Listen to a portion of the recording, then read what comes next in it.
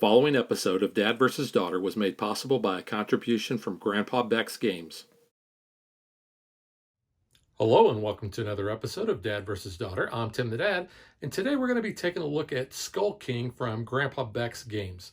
We're also going to do a comparison between the Schmidt-Spiel version and Grandpa Beck's, so you can see what the differences are between the cards and such. But let's get it to the table. I'm going to walk you through how the game is played, show you the differences between the two versions, and I'm going to tell you what I think.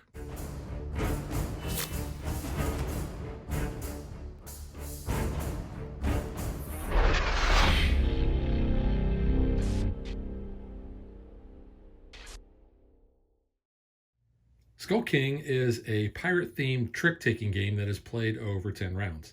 So let's take a look at the cards. We have 4 suits. We have parrots, we have treasure chests, treasure maps, and the Jolly Roger. We also have escape cards. We have a white whale, a kraken, 2 mermaids, loot cards, and the Skull King and several pirates.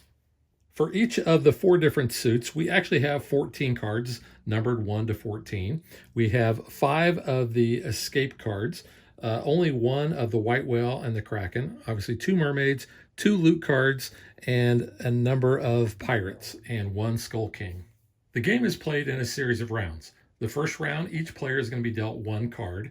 Second round, 2 cards. Third round, 3 cards, and so on, up until we play through 10 rounds.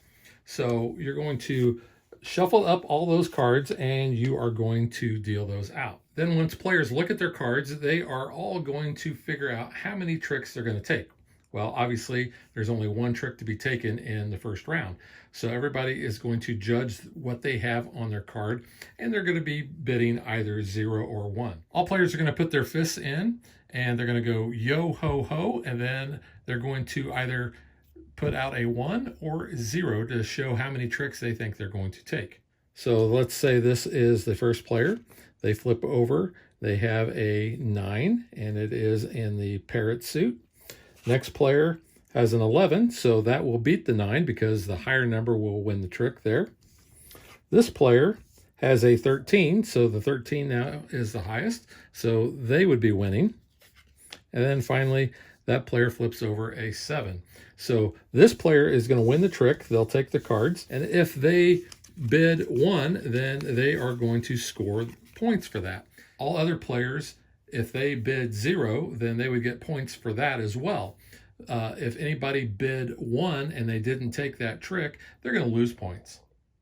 The way scoring works is if you successfully met your bid, you're going to get 20 points per trick that you took. So in this example, if that player bid that they were going to take 1 trick, they would get 20 points.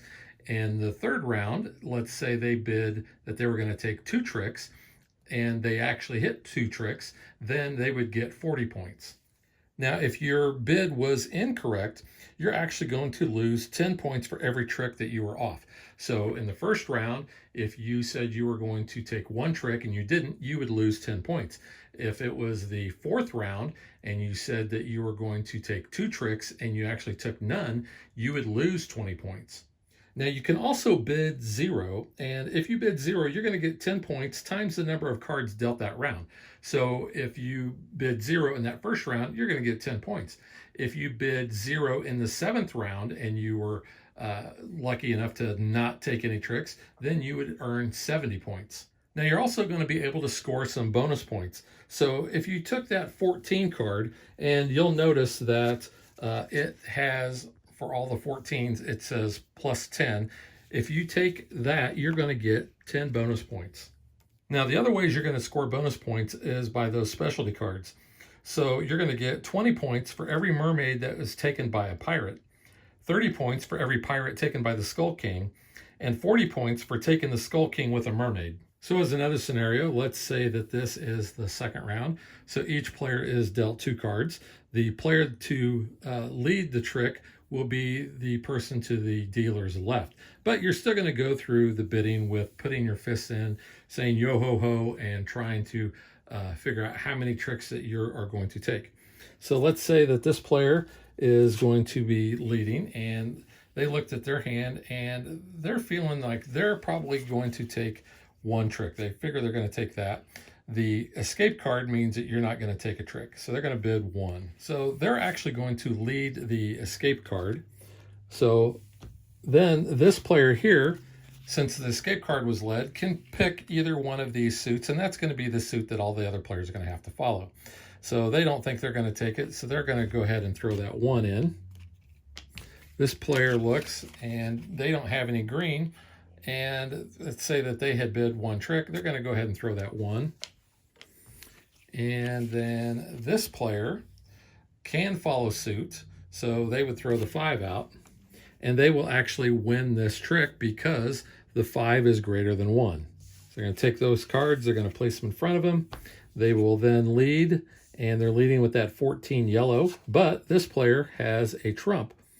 This player here has a yellow, and so does this player. So this player, because they have the trump, is going to take this.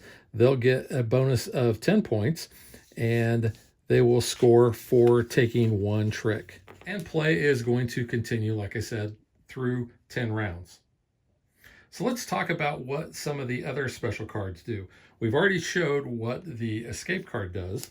Now, if you play the Kraken, that means that nobody is going to take that trick. So basically, you're canceling that. So if the white whale is played, this is actually going to nullify any of the specialty cards. So let's say that someone had played a 14, someone had played a pirate card, someone played the Skull King card, and this card is played. Then that nullifies all those special cards, and then that 14 would actually win the trick. Now the mermaids are a little special. Basically what they are going to do is they will actually win a normal trick.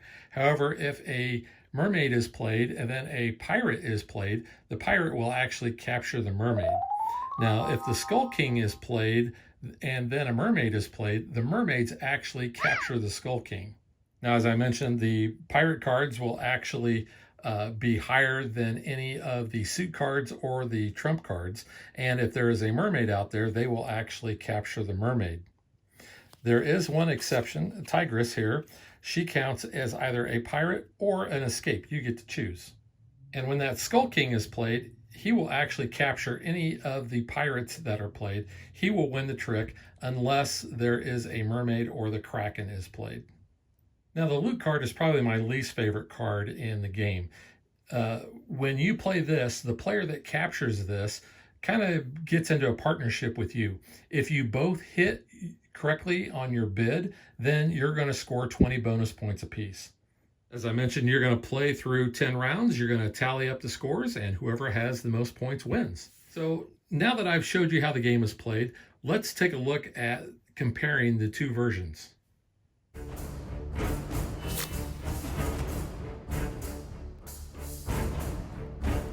You can see the difference in the size of the boxes. The Schmitzspiel version is just a little bit smaller and shorter than the Grandpa Beck version.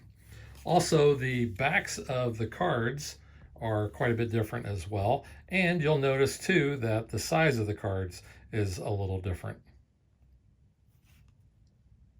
So this is what the back of the bid cards look like. Very cool art, really digging that. Now here's a good comparison. Here is the Grandpa Beck version of cards, and here is the Schmitzspiel version. You'll notice that the color scheme is a little different between the two, but we still have delineation of, we have parrots, we have a treasure chest, we have a treasure map, and then we have the pirate flag. We have two regular same looking mermaids here where we have different art there. We have 5 escape cards in both sets, and you'll notice the Grandpa Beck version, that has the Kraken and the whale that the Schmitzspiel version does not have. So leave a note in the comments below, which art do you actually like better? Do you like the Schmitzspiel art or do you like the Grandpa Beck version? Now, where there are 14 of each of the normal suit cards in the Grandpa Beck version, there's only 1 through 13 in the Schmitzspiel version. So now let's take a look and compare the differences between the pirate cards.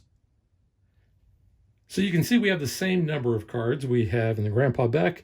We have the Skull King there, and you can see the Schmidt-Spiel version of the Skull King.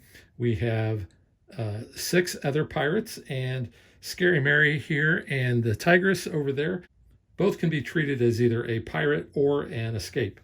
Now, the main difference here, other than the art, is the fact that these pirates really have no other special abilities, where you can play where each of these pirates have their own. And we look on our pirate ability card, you can see exactly what those are. So for Rosie Delaney, you can pick who leads next, including you, the Rascal of Rotan. You can bid 0, 10, or 20 points, add them or subtract them. You can, for Brent the Bandit, you can draw 2 cards from the draw pile, and you can discard 2 from your hand. Juanita Jade, you can view the undealt cards to see what's not in play. And Harry the Giant, you can adjust your bid by up or down 1 or leave it alone. So you can see we have our advanced rules here. If the Kraken is played, the trick's discarded, and then left of who played it leads next. Then we have the White Whale, which says it's a high number wins. Suits and special cards don't matter. And then you have the Loot, which says form an alliance between you and another player. Essentially, you're going to be able to both get points if certain things happen. But those cards and those abilities are not available in the Schmidt-Spiel version. All right, so now let's get to what I think.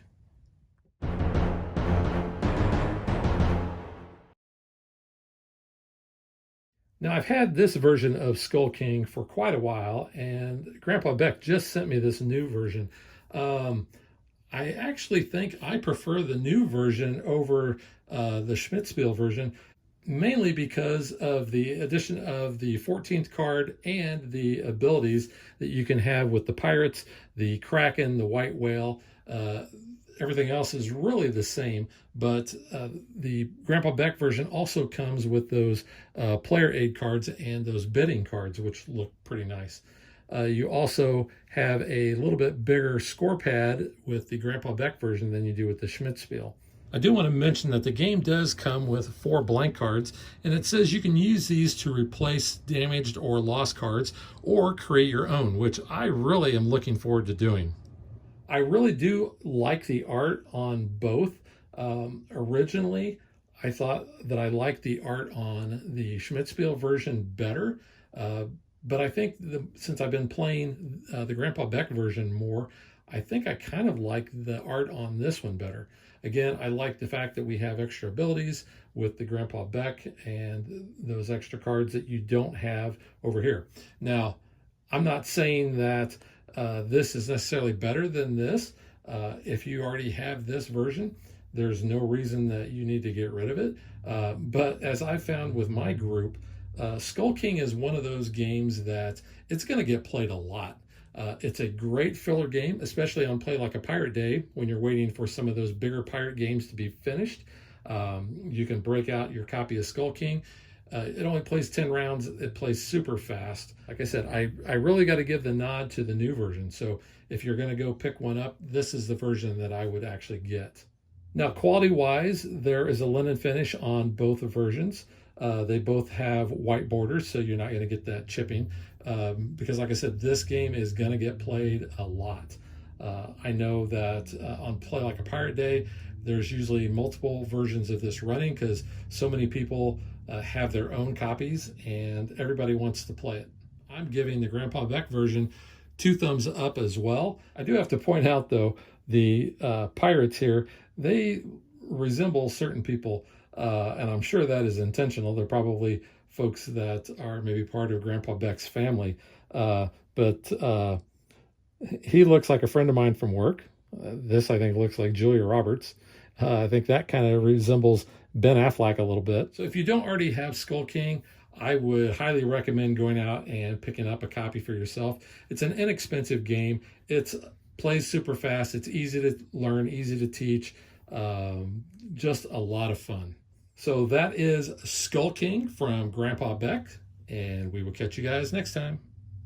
Thanks for watching our video. We hope you enjoyed it, and if you did, click that like and subscribe button. You can also follow us on social media like Facebook and Twitter at DadVDaughter. And if you like what we do and you want to support us, you can visit our Patreon page. So thanks for watching. Thanks.